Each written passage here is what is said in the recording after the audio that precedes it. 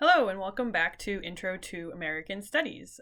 This week's reading should be particularly fascinating for those of you who are interested in the sciences, medicine, criminal justice, math, business, any field that uses quantitative data, and especially statistics. So if you think that statistics are objective, prepare to be challenged by this reading. So this reading is the introduction to Khalil Gibran Muhammad's book, The Condemnation of Blackness. The syllabus says chapter 2, but that's a mistake. The reading that's posted on Canvas is the correct one. And I will warn you that the reading is about the relationship between Black people and the criminal justice system, or the criminal legal system, as many are calling it nowadays. So it may reinforce pain and grief that has already been coming up for you because of current events. And as always, take your time, take breaks if needed. This is perhaps the most timely reading we'll be covering all semester because it is fundamentally about where this idea of Black criminality, or the stereotype that Black people are prone to crime, comes from. And this idea is really at the heart of debates about police brutality in many senses, because over and over again, cops and those who defend the police's actions say that their use of force was justified because their victim either is a criminal or looked like a criminal, or in cases like Breonna Taylor's, simply knew criminals. And these are all considered justifications for deadly force, use of deadly force. So quite simply, Muhammad asks, where does this idea come from? How did Americans start to associate Blackness with crime? And he finds that it goes back to the late 19th century and the use of statistics to explain crime. So why the late 19th century and the 1890s, to be specific?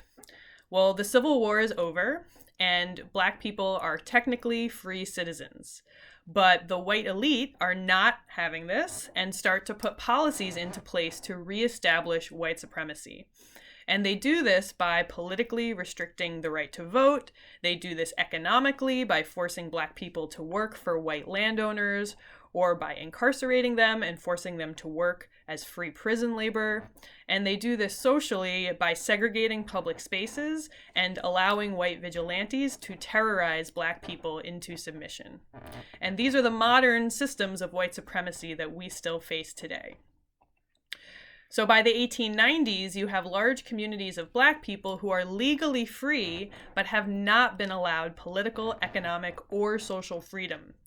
And so, unsurprisingly, we see very high rates of poverty, disease, and crime. And here is where Muhammad says that statistics are being used to explain these inequities. Muhammad shows how white social scientists looked at these crime statistics and said that the reason there were high rates of crime in poor Black communities was because they were Black. Poverty and racism, they said, had nothing to do with it, and so there was no point in doing anything to address the problem except throw everyone in prison. However, these same social scientists looked into why there were also high rates of crime in poor white immigrant communities, and they said that in that case, the problem was not because they were white, the problem was because they were poor and foreign-born.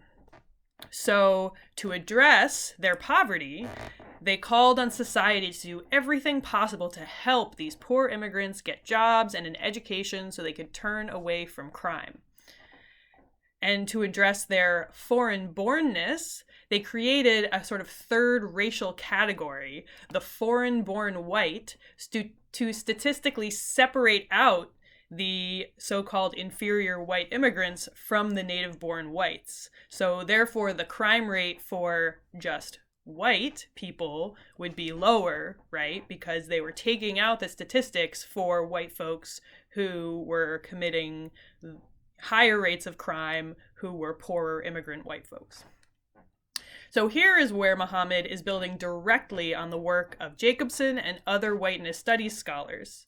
Because Jacobson, remember last week's reading, demonstrated how foreign-born whites were seen as inferior to native-born whites.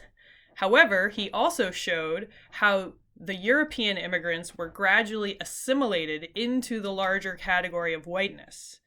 So here, the same principle is operating. In the crime statistics, if you're born in, let's say, Italy, then you're categorized as a foreign-born white. But your children, who are born in the US, will automatically be categorized as just white. And so they are literally statistically assimilated into whiteness.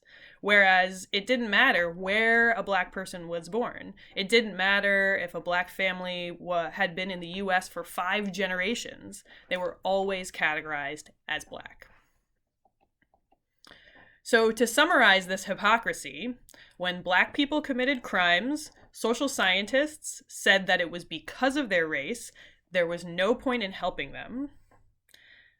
Whereas when white people committed crimes, these same social scientists said that it was because they were poor immigrants and they must be helped to assimilate into dominant white society, right? Because they were giving white people a bad name.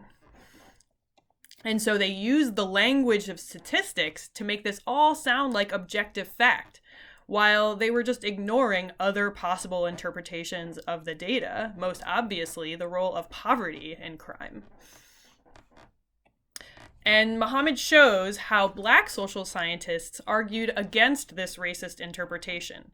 Instead, they argued that black people who committed crimes should be treated the same way as white people were, as individuals who were struggling and needed help. Furthermore, they argued that racist policing was exaggerating the rates of crime in black communities. By the 1920s, black activist intellectuals such as Ida B. Wells and W.E.B. Du Bois built a movement against racist policing and brutality that is an ancestor of today's movement for Black lives and other similar movements against police brutality. So Muhammad challenged my understanding of Americans by showing how this popular racist stereotype of black people as criminals goes all the way back to the late 19th century and was part of reestablishing white supremacy after the Civil War.